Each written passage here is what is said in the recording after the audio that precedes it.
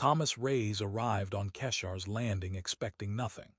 After 6 years as a combat medic in Earth's final war, and 3 years haunting the ruins afterward, expectation felt like a luxury for people who still believed the future could be different from the past.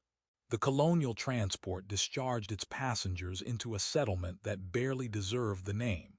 Prefabricated structures, terraformed agricultural plots, and the particular emptiness of a place where people came to escape rather than build.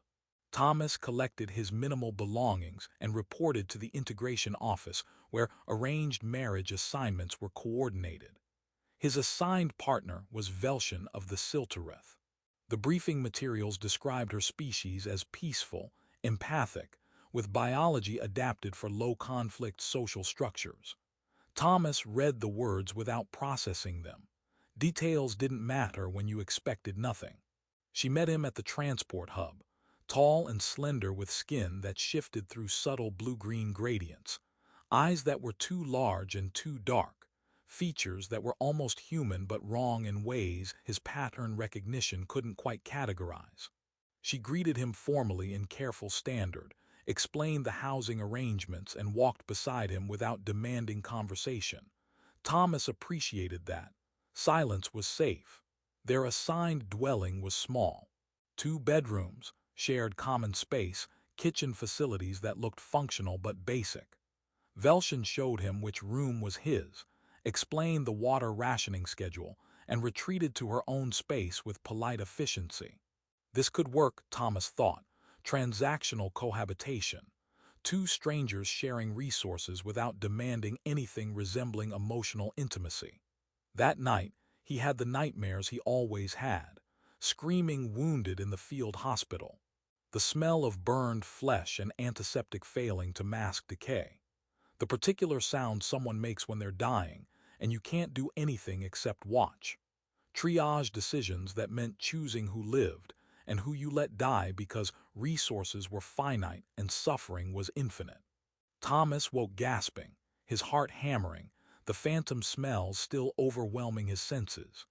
Velshin was standing in his doorway. Her skin was flickering rapidly through colors he didn't understand, dark blue shifting to purple to something that looked almost red.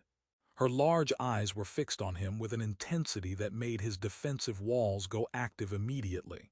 "You are in pain," she said quietly. "I'm fine, just dreams." He sat up, trying to project normalcy despite the shaking. "Sorry if I woke you."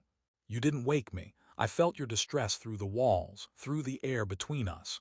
Your pain resonates." Thomas went cold. "What do you mean, resonates?" Velshin hesitated, her skin settling into a blue so dark it looked almost black. "I should have explained this more clearly before you arrived. Siltereth possess empathic resonance chambers. We sense emotional states in nearby beings. It's involuntary biology. You can read minds." "No, I feel resonance, discord. Your pain creates patterns that my body responds to even when I don't wish it to." Thomas stared at her, horror replacing the lingering nightmare dread. "You feel what I feel." "Not precisely. I feel the emotional resonance, the intensity of your distress, not the specific thoughts or memories but the shape of your pain." She looked genuinely troubled. "I apologize. I should have explained this before you arrived. Among my people, this is simply how we exist together. I didn't realize." "Stay away from me." Thomas's voice came out harsher than intended. "We can share the house but keep distance." "Don't," he struggled for words that wouldn't reveal how violated he felt. "Don't try to fix whatever you think you're sensing." Velshin's skin shifted through colors that looked like sadness or regret. "I cannot turn off my resonance chambers, but I will respect your wish for distance." She retreated to her room, and Thomas lay awake until dawn, trying to rebuild walls that suddenly felt inadequate. Living in proximity to Velshin meant Thomas's carefully maintained numbness kept cracking. He'd be working in the agricultural plots they'd been assigned, simple labor, mindless and safe, and suddenly a memory would surface with visceral intensity. A soldier he couldn't save, screaming for morphine they didn't have, dying in agony while Thomas held pressure on wounds that wouldn't stop bleeding. The emotion would hit him fresh instead of distant, and he'd look up to find Velshin watching from across the field, her skin flickering through distressed colors. She was feeling it too, resonating with pain he'd successfully buried for years. "I'm sorry," she said one evening after Thomas had spent an hour sitting motionless on their porch, paralyzed by a memory of the field hospital burning while patients still inside screamed. "The resonance is bringing your trauma to the surface instead of letting you suppress it. Can you leave? Go stay with other Siltereth in the settlement." "I could, but the marriage contract requires cohabitation for the first year." And she hesitated. "And I don't wish to leave you alone with this much pain." "It's not your problem. Your pain creates discord in my resonance chambers. It is, quite literally, my problem whether I want it to be or not." Velshin's skin shifted to a blue-green that he was learning meant something like frustrated concern. "For my species, being near someone in severe psychological distress is physically uncomfortable. My biology attempts to harmonize and soothe the discord. I cannot prevent that response.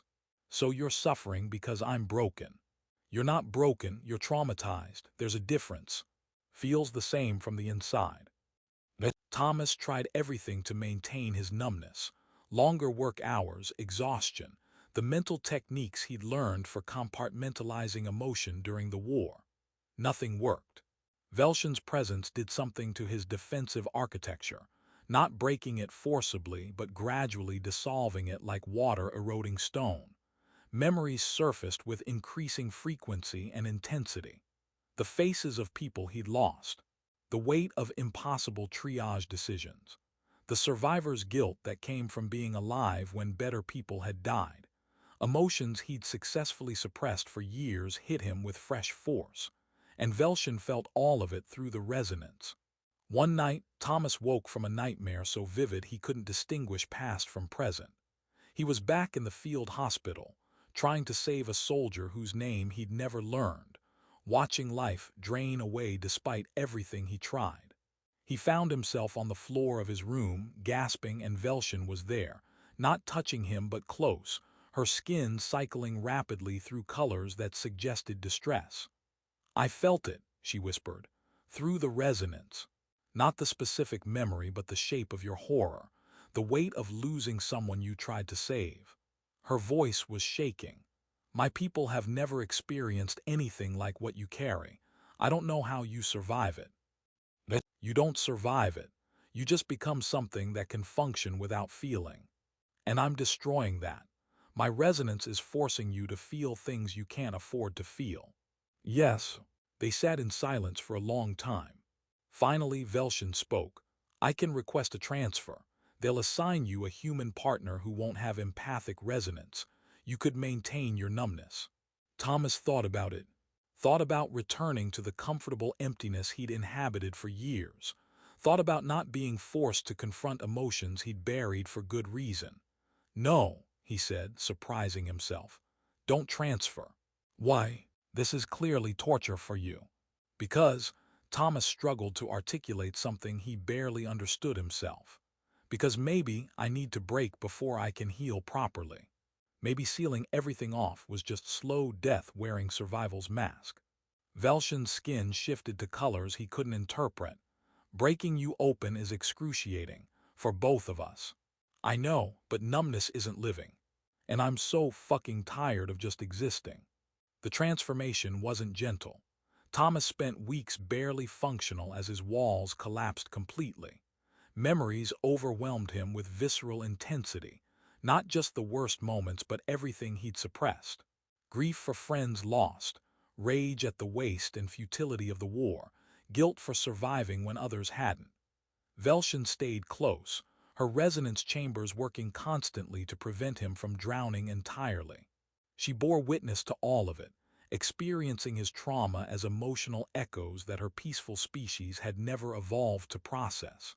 She started having nightmares too, not her own memories but resonance shadows of his, creating distress in her neural patterns. She'd wake gasping, her skin flickering with colors that suggested fear and confusion. I'm infecting you with my damage, Thomas said after a particularly bad night. Your resonance chambers weren't meant to process this level of trauma. No, they weren't, but leaving you alone with it seems worse. Why do you care? We're strangers. This arrangement was supposed to be transactional. Velshin was quiet for a long time, her skin shifting through contemplative colors. Because your pain is profound and my resonance chambers exist to respond to pain, fighting that impulse would be fighting my fundamental nature. She met his eyes. And because I think your identity as a survivor who cannot feel is a prison, and maybe my resonance can help you escape it, even if the escape is excruciating. Especially then, healing that doesn't hurt isn't healing, it's just better bandaging. Thomas broke completely in the third month. The walls dissolved, and he spent days overwhelmed by emotions he'd suppressed for years. Velshin stayed present through all of it, her resonance preventing him from completely dissociating while bearing witness to horrors her species could barely comprehend. He told her everything: the field hospitals, the impossible triage decisions where you chose who lived based on resources and probability rather than worth, the specific weight of holding someone while they died, the survivor's guilt that came from being functional when better people weren't. She listened and felt it through the resonance, not the specific details but the emotional truth of it. For someone from a species that had never experienced large-scale organized violence, it was incomprehensible. Your people did this to each other. Her skin was cycling through colors so rapidly it looked like static.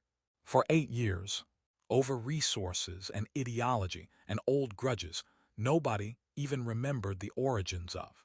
How do you survive that?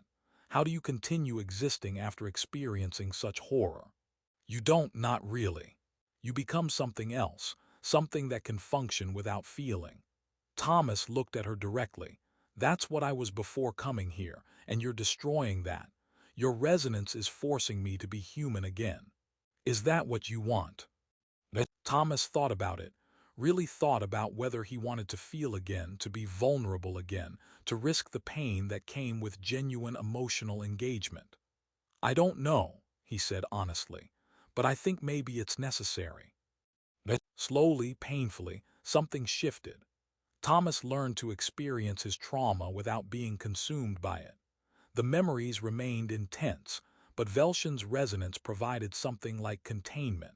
Her presence prevented him from drowning while he processed emotions he'd suppressed for years. And Velshin, bearing witness to his pain, learned to hold horror her species was never meant to encounter. Her resonance chambers adapted, expanding to accommodate trauma they weren't designed for. They developed a rhythm. Thomas would be overwhelmed, Velshin would stay present, and slowly he learned that feeling didn't mean breaking. That grief could be experienced and survived. That memories could be acknowledged without destroying him. I used to think the war made me broken, Thomas said one evening months into this process. That I'd lost something essential. And now I think maybe I was protecting a wound that needed to stay open. That sealing everything meant the damage just festered. He looked at Velshin, whose skin was shifting through exhausted but determined colors. You forced me to feel again. I hated you for it. I know, your resonance made that very clear. But I think you were right. Numbness wasn't survival, it was just slow death. Velshin's skin shifted to something that looked like cautious hope. Are you healing? I don't know, but I'm living, which is different from what I was before. A year after Thomas arrived on Keshar's landing, he and Velshin sat together watching the dual suns set. Their marriage contract's mandatory cohabitation period had ended. They could separate if they wanted. Neither had requested transfer. I never expected this, Velshin said quietly. I thought the arrangement would be simple cohabitation. Instead, you transformed me. I broke you, you mean. Exposed you to trauma your species was never meant to experience. You showed me depths of suffering my people never imagined, and taught me that bearing witness to horror is sometimes the most profound act of empathy. Her skin shifted through colors that suggested something like gratitude mixed with exhaustion. My resonance chambers will never be the same. They've adapted to hold pain they weren't designed for. I'm sorry. Don't be. I chose to stay, chose to bear witness rather than retreat. She looked at him, and you let me. Let my resonance do what it needed to do even when it was excruciating. Thomas reached out carefully and Velshin took his hand, a gesture that would have been impossible for him a year ago, too vulnerable, too exposed. Now it felt like choice. Thank you, he said, for not letting me stay numb, for forcing me to remember what feeling means. Thank you for trusting the process, for letting yourself break open instead of staying sealed. They sat together as darkness fell, two beings from species that barely understood each other, bound by involuntary biology and deliberate choice. Thomas still carried his trauma that would never completely leave. But he carried it differently now, not as a prison he clutched closed, but as a wound that had been properly opened and could begin healing. And Velshin, who'd anticipated transactional companionship,